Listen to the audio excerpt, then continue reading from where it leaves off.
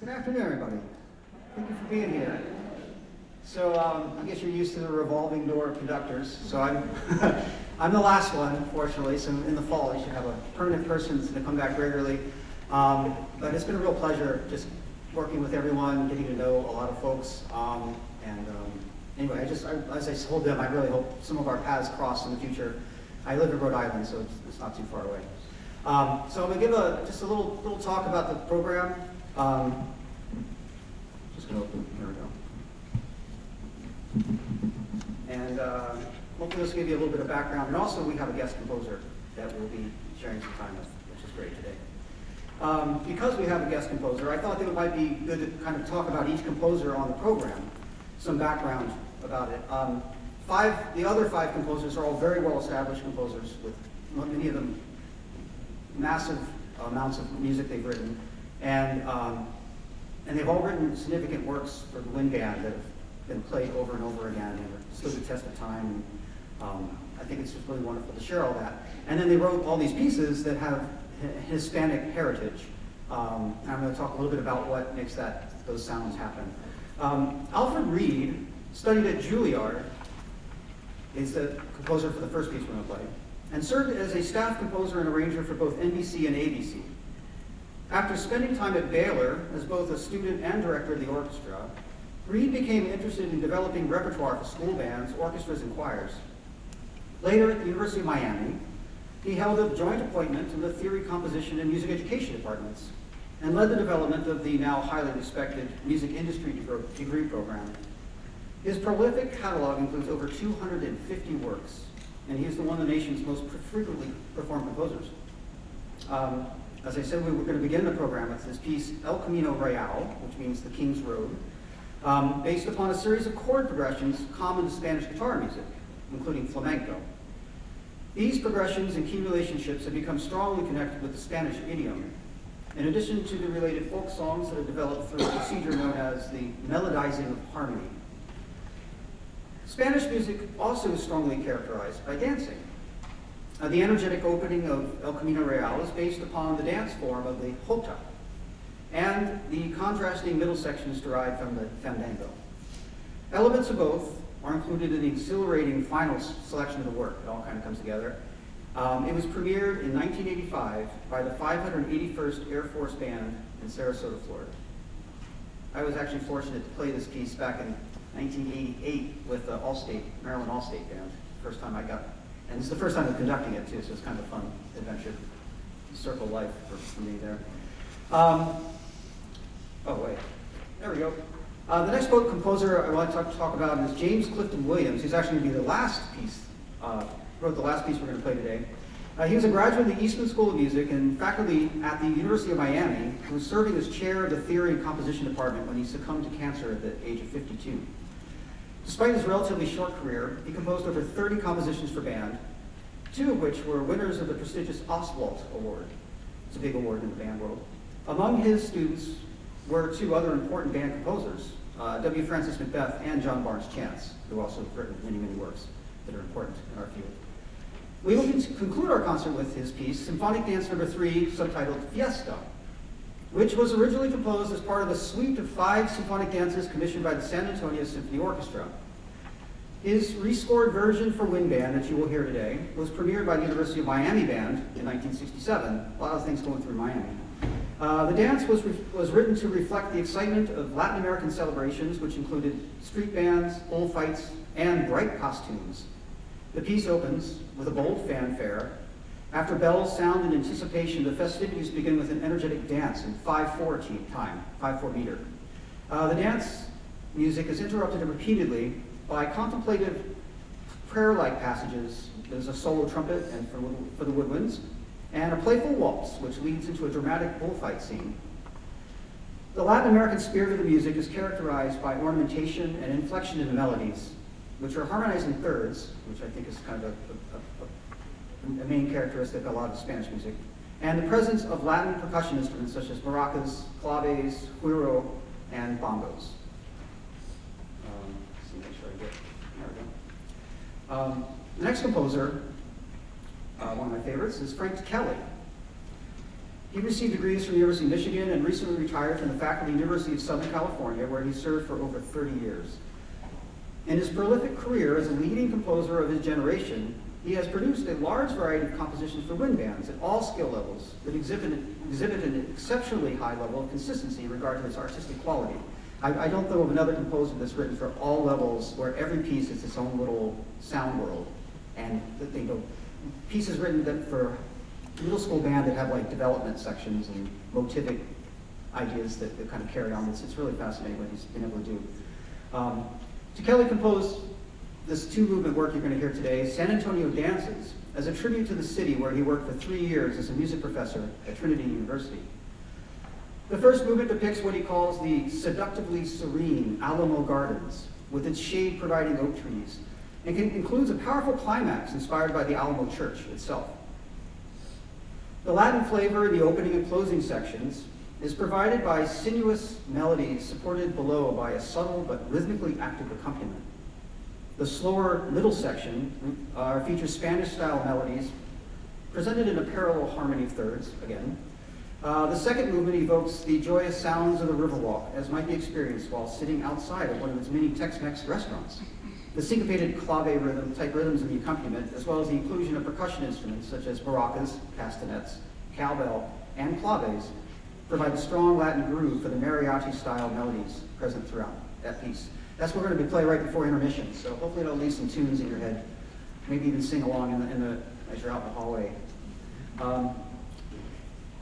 The other composer, the fourth one, is Julie Giroux, who received formal education at Louisiana State University and Boston University, and also studied with the renowned composers Jerry Goldsmith, Bill Conti, and John Williams. Giroux has had an extensive career composing for television and film projects, such as the miniseries North and South and the film White Man Can't Jump, winning 1 Emmy Award and being nominated for 3 others. She has an extensive list of published compositions for concert band and wind ensemble, and her works are performed often. The Giroux work we will be playing today, La Mezquita de Córdoba, is inspired by the great Mosque Cathedral of Córdoba, Spain. The photo on the cover of your program, I believe, is from that building. The site was established as a mosque in the 8th century when Muslims had conquered the area and began an area of growth and relative prosperity. The city of Córdoba grew to a population of 500,000 compared to only 38,000 in Paris at the time, and apparently had as many as 700 mosques, 60,000 palaces, and 70 libraries. Those in power treated Christians and Jews with tolerance and created one of the most sophisticated cities in Europe with the encouragement of trade, agriculture, scientific development, and the arts. After Christians regained control in the 13th century, the religious site was converted into a cathedral, followed by many structural additions and alterations that reflected the diversity of cultures that influenced the inhabitants of the Iberian Peninsula over subsequent centuries. By integrating aspects of traditional Muslim and Spanish music, including modal and chromatic melodic patterns, ornamentation, and characteristic instruments, Giroux's composition provides an evocative depiction of the historical evolution of the city of Córdoba and its famous religious site. And our final composer who's not here, Michael Gandolfi, attended the New England Conservatory of Music, where he currently serves as chair of the composition department. Although much of his compositional output has been for orchestra and chamber ensembles, including commissions by the symphony orchestras in Boston, Atlanta, and Memphis, his works for wind ensemble have become routinely performed around the world. The Metropolitan Wind Symphony was part of the commissioning party that supported the creation of the Gandolfi work we will be performing this afternoon, which is called Vientos y Tangos, or Winds and Tangos. This was written in honor of the 70th birthday, I don't know about the party, but anyway, his birthday, of Frank Battisti, who was a longtime conductor of the New England Conservatory Wind Ensemble, and a highly influential leader in the wind band world, especially regarding the development of quality new works for the medium. Asked by Battisti to write a tango for wind ensemble, Gandolfi spent months studying the history and various styles of the dance form before composing the work that you will hear today. He states in the score that the dynamic contour and the various instrumental combinations that he employs in the piece were all inspired by the traditional sounds of the bandoneon, violin, piano, and contrabass, as utilized in the tango music he listened to during his period of immersive study. You will hear a variety of tango styles in his work, with each segueing seamlessly into the next. The rhythmic energy and dynamic melodic contours bring out the drama and passion that is inherent in this style of music. You may be interested to know that Frank Pedisi is in his 90s now and still very much alive and still very interested in what's going on in our wind band world. Now I get to the special pleasure of introducing our guest composer. He's the winner of the Medwin's New England Student Composer Competition, and apparently was awarded about 3.5 years ago, and this piece is finally coming to life for you today. It's called Snow Mosaics. It's sort of a sojourn away from the main part of the program, but in many, many ways. And we'll talk about that in a minute. So I'd like to please introduce Aaron Levin.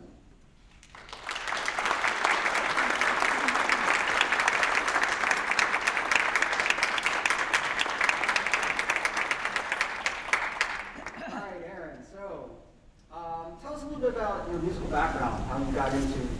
Yeah, so my piece that you'll hear today is called Snow Mosaics, and it's inspired by my upbringing in Minnesota. As you can maybe tell from the title, it's dealing with snow and winter, and Minnesota had a huge influence on my musical background. I really loved local heroes like Bob Dylan and Prince were early influences on me. You might not hear that in this piece, but they're definitely a huge part of my musical DNA. I played piano. I was a very sort of classic composer in that I played many instruments growing up.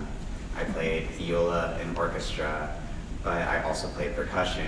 And so when percussion was needed in the band, I would sometimes come in and play that as well. So I have a very wide-ranging musical background. I also played in rock bands and jazz bands. So I think that's one of the amazing things about being a composer is just being open to the wide world of music.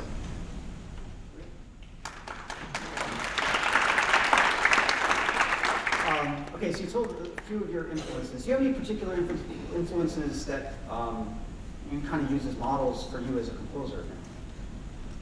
Oh, Ryan, hard question. There are so many.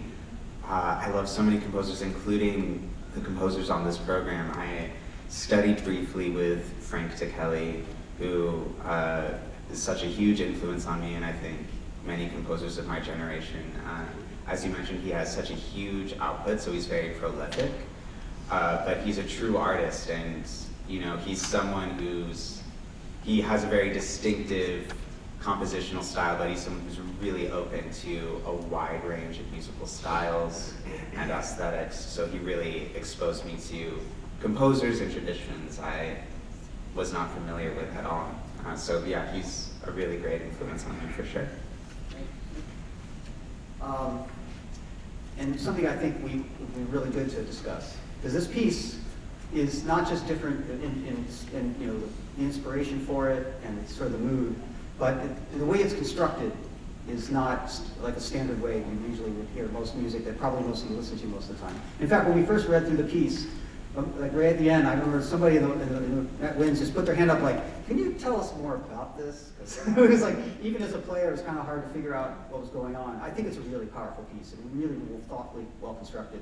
But if you can say a little bit about it. Thank you, Brian. Yeah, so this piece, Snow Mosaics, is dealing with sort of the imagery and sensations of winter, but it's sort of dealing with it in this refracted way, sort of through memory. So it's very texturally based. So you're going to hear gestures that are maybe reminiscent of a wind or a snowfall. So there's very delicate gestures, but things get heated up too with maybe more blizzard-like gestures as well.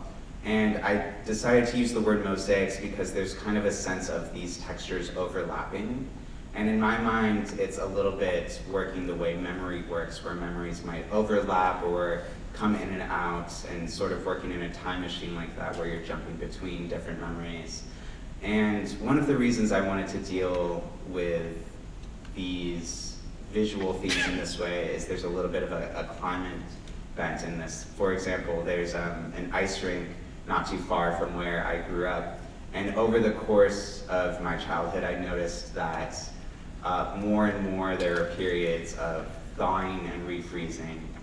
And so I wanted to kind of put that feeling into this piece as well, where eventually we get to this very active middle section where things really feel like they're melting and burning up. And then we sort of return to the opening music where things are sort of freezing again. And then at the end, we have another moment where things sort of start to thaw, and it kind of ends in this ambiguous note, just to kind of deal with these themes of climate change.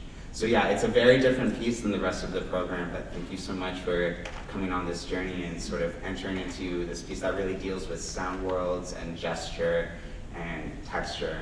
And thank you so much for listening to it. The players sound fantastic playing it.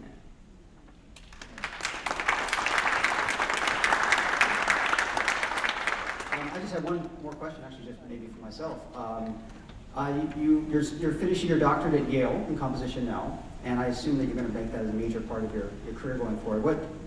What brought you to want to be a composer, and what do you have any aspirations as you go forward? Well, let me think about this, because becoming a composer is a very weird thing to do, and in fact I might not entirely recommend it, even though it's very wonderful. But whenever a young person says to an older person that they want to be a composer, the first thing that older person will say will be, "Are you sure?" And so it's there's always the sense that it's like a very scary thing to do. But you know, as Brian mentioned, I'm coming to the end of my doctorate, so I sort of made it through many hurdles. And when you get to that stage, even though it's so difficult, I think you keep going because it's such a beautiful part of life. You get to collaborate with amazing musicians. You get to keep learning and studying about the amazing world of music. And I think that's definitely one of the things that drew me to the world of composition, was just that it felt very endless and beautiful, and that there was always more to discover, and I'm a very curious person, so that really suited my personality. So I think that also answers the question of what comes next, is just keep learning, discovering. Thank you all so much.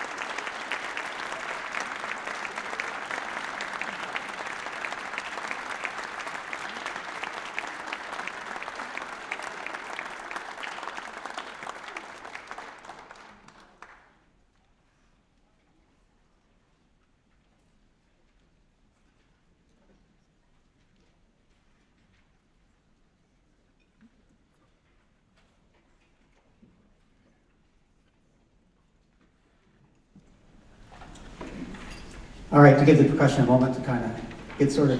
Anyway, that was El Camino Real. That was a really fun piece, I think, and it's very beautiful in the middle, and just so many Alfred Reed is just one of the great composers and arrangers for the wind band. He just makes things work, and people just love his music. Since over the years I've had, or just said, can we play Alfred Reed? Just have them see their favorites. This next piece is really just a cool epic work by Julie Giroux about the Mosque Cathedral in Córdoba, Spain, La Mezquita de Córdoba. There's so many different sounds, and it's sort of supposed to be sort of like a historical survey of sorts, but in sound. And there's so many cool sounds that you can imagine, like from the Muslim era, back in the 8th century, 9th century, etc. And then some other kind of sounds that maybe more like kind of current Spanish or more modern Spanish sounds coming in. I think you'll enjoy it. It's a really wonderful journey.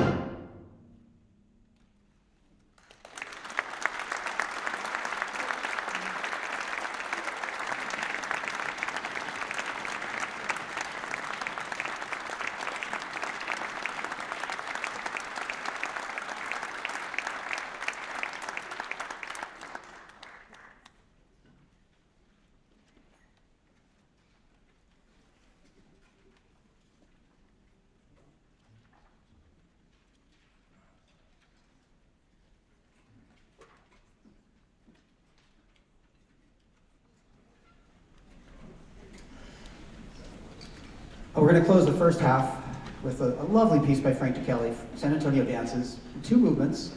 The first one is called Alamo Gardens. It's about the gardens near the Alamo. I've never been there. Has anybody been there? The Alamo? Oh, cool. I should go there sometime. And then the second movement's about the Riverwalk, which I also want to visit someday, so I'm sure you've been there as well. I think, and so the first one's kind of sultry and just beautiful and kind of really deep, I think. And then the second movement's very fun and just you're sitting out, you know, in a very warm, maybe, well here, maybe July afternoon, somewhere outside of a Tex-Mex restaurant or something. So I hope this will leave a few tunes in your head as you go to intermission. And thank you very much for being here today.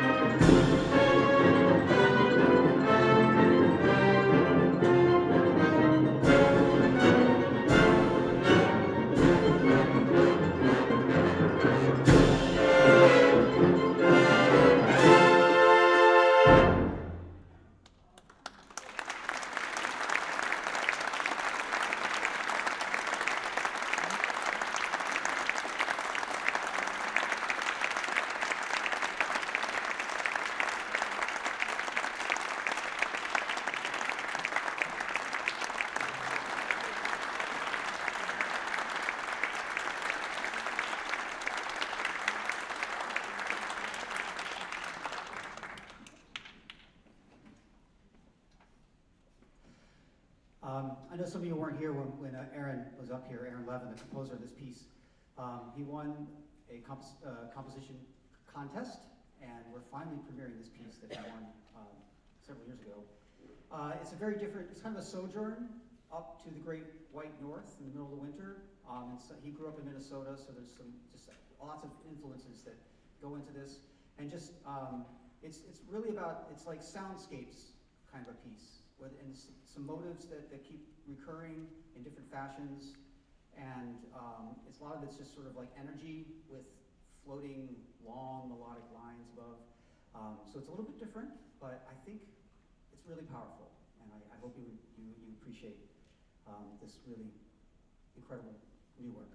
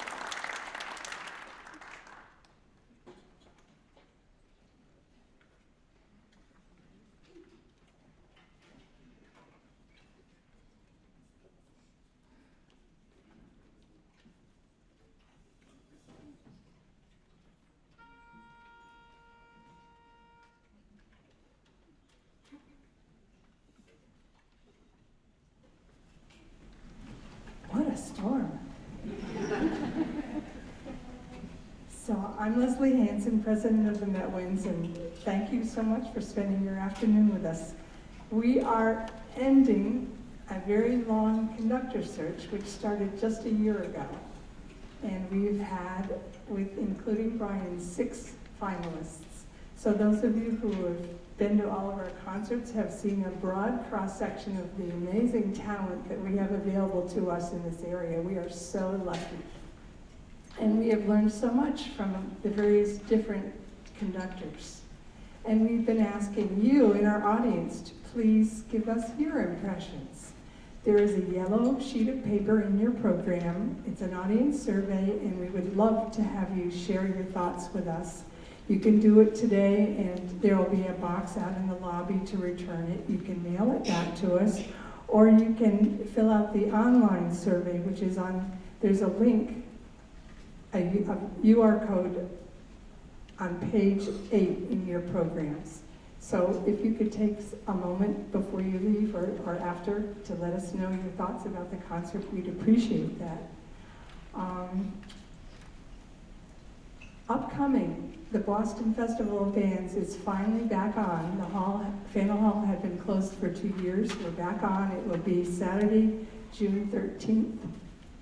Information on all the bands who are participating is also in your program, including Brian's American band. They're performing this year. So you can come and hear us at 1 o'clock, and I'm not sure what time you're performing, but you can see Brian again. It's all free all day long between 11 a.m. and 6 p.m. So you can come and hear all the bands or just sample 1 or 2. And finally this summer, we're just down the road at Hastings Park on the last 3 Thursdays in July. It's a wonderful opportunity to hear us and sit on the lawn and bring a picnic supper. And we have a sponsorship opportunity. If you'd like to sponsor the concert on July 23rd, you or someone that you appoint can conduct the Stars and Stripes with us. So if you always wanted to be up in front of a wonderful group like this, here's your opportunity. So speak to anyone in the lobby, or you can email us and we'll let you know how to go about doing that. So again, thanks for coming today and enjoy the rest of the concert.